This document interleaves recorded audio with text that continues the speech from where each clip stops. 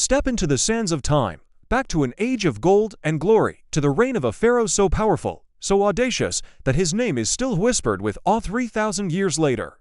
This is the story of Ramses the Great. Imagine a ruler who sat on the throne for an astonishing 66 years. While other kings built tombs, Ramses built an empire of stone and legend. From the bustling new capital of Ramesses to the southernmost borders of Nubia, he left his mark everywhere. We're talking about colossal temples, sprawling cities, and statues so massive they seem to touch the heavens, many, of course, bearing his own face. Ramses wasn't just a king. In his eyes, he was a god on earth. He was the living embodiment of Horus, the son of Ra, destined for greatness. And under his watch, Egypt reached a zenith of power and prosperity. The Nile Valley flourished, trade routes expanded, and the arts blossomed, creating masterpieces that still mesmerize us today. His reign was the high watermark of the New Kingdom, a golden age of Egyptian civilization. But Ramses was no armchair pharaoh. He was a warrior king, and his defining moment came at the Battle of Kadesh.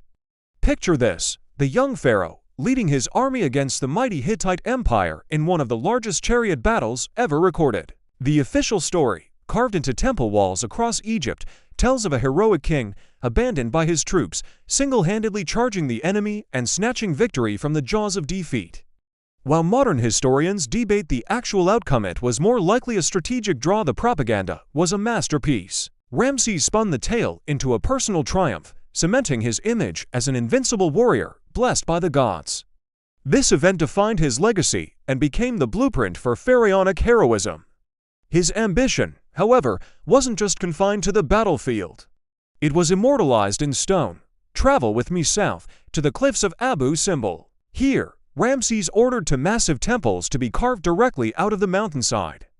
The larger temple features four colossal seated statues of himself, each over 65 feet tall, staring into eternity.